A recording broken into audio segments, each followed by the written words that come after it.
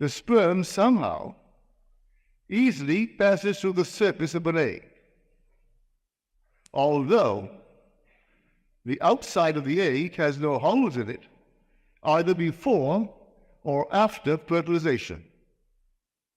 Well, that fired me. On the morning of the 19th of February, I was lying in bed quite early, thinking of this strange mystery of the sperm and wondering all about it. And suddenly I felt myself detached from this body. I was not in my room, but I was in a room, and the room was sealed. There was no entrance, no exit, just a sealed room. But as I entered it, it became alive, it became animated. Then I thought of my bed, my body, and in one moment I am back on my bed. I thought of another detachment. I'm in an entirely different room, but it's also sealed. How I got in, I do not know, other than I simply imagined myself away from my body. I did not single out the room. The room was completely sealed. No entrance, no exit. Then I thought, here are these unnumbered states of consciousness. You can number them. You can liken each state to an egg. And every state remains just like the egg until fertilized. And the presence that fertilizes the egg is simply our consciousness. We must be in it to activate it, to animate it. You could this very moment single out any state, and by the use of your imagination, imagine that you're in it. You'll be in it. Think this very moment of your living room, or any room in your house. Take an object, a familiar object in your room, and bring it as close as you can. If it's really here, well, then you can't be here in this room. As you become intense about it, concentrated on it, you are really where you are imagining yourself to be. For man being all imagination, he must be where he is in imagination.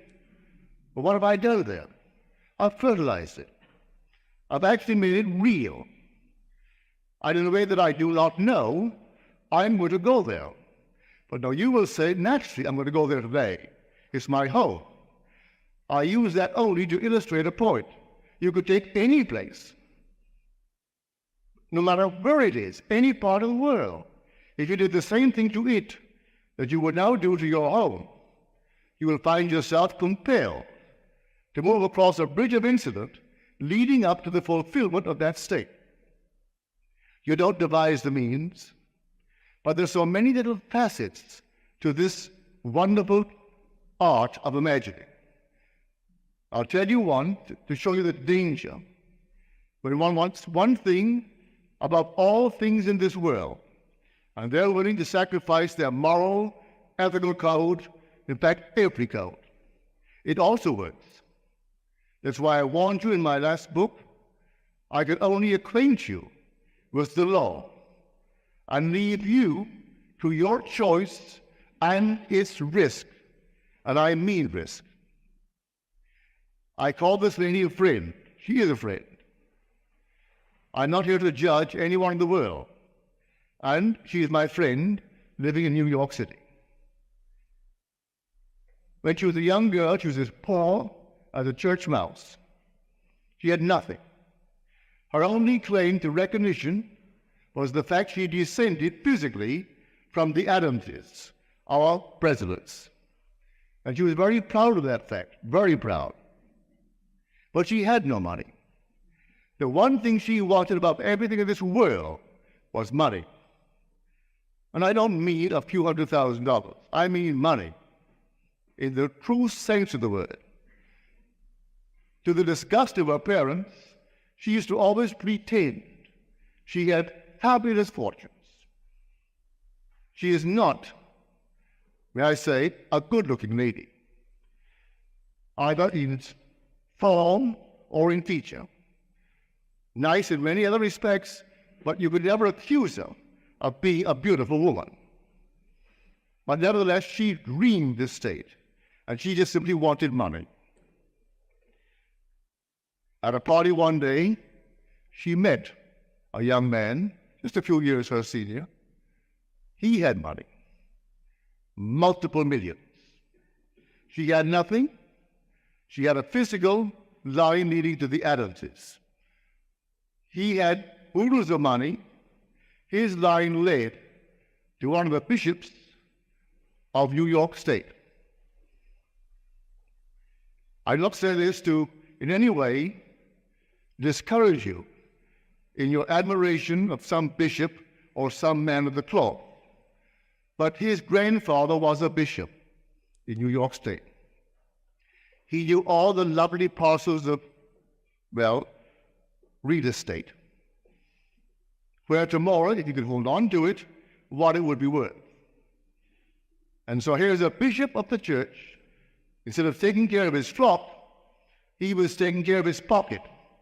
And he left millions to this man's father, who in turn left it to him. My friend only wanted money. And so in no time flat, they got married. And they lived for 21 years in intimate hostility. Really. Solid beyond measure. I wouldn't dare discuss it from the platform. So at the end of these 21 years, they called the day and divided the millions. She still wanted more millions. She could open Tiffany with her diamonds and her jewelry. Still wanted more. She had a little cousin who always worked for a salary. But he got in on the ground floor when our huge big corporations of the day were being organized. Saved his money. He was a bachelor. He lived alone, very frugal. And he bought a little bit of this stock, a little bit of that, never touched it. It split and split and split and split. Year before last, he had the presence of mind to die. And I don't. The only member of his family that would ever see him was this lady. She knew, in some strange way, he had money. She would bring him home for an occasional dinner, would call him on the phone. So when they found his will, she was the only member of the family named in the will. He has other first cousins, but they were above it all. They came from the Adamses, and he must be on the outside or something. But he was not what they would cultivate. When the will was read, my friend and my friend alone got it, the last estimate. They're still finding it. He put it in this bank, in that box, in the other box, well over $1 million. The stocks and bonds are worth, and she got it all. Now her cousins aren't speaking to her because she got it. The price she paid for money, I hope that no one here will be willing to pay. She could have had all the millions she now has, plus happiness. She could have, if she only knew the law. You want it, but you condition it. You want it with dignity. That's statement of miracle. I have a lavish, steady, dependable income, consistent with integrity and mutual benefit. That's our great miracle. He was a poor boy too, and he grew tired of his poverty. And the story is told me by the one who interviewed him after he got the prize, the Nobel Prize, in this cosmic ray studies. And he said to her, the interviewer, I was a poor boy, raised in a nice environment. My father was a traveling minister. He had no money, but he gave us good books. We were always playing games, a strong body and a strong mind.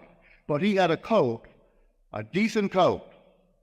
And so I wanted money, but I wanted it in this manner. So I locked myself in a room one day. I did not have even a glass of water for 16 hours.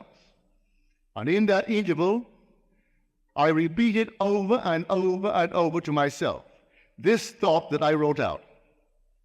I have, in the present tense, I have a lavish, steady, dependable income consistent with integrity and mutual benefit. Well, he certainly earned it. He had all these things when he died.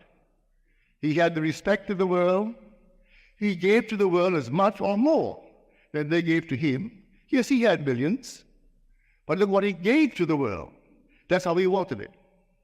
My friend could have done something similar, but no, she wanted money. And she was willing to pay the price, any price, and how she has paid it.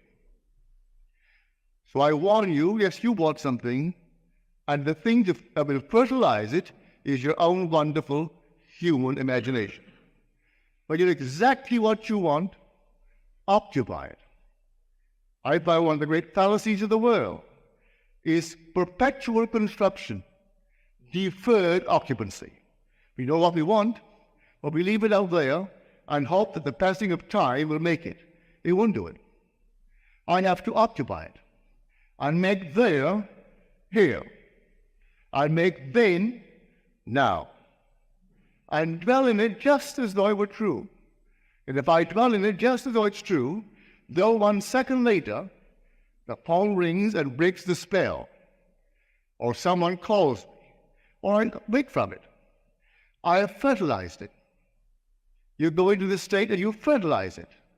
I may not recognize my harvest when it comes in due season. It'll come.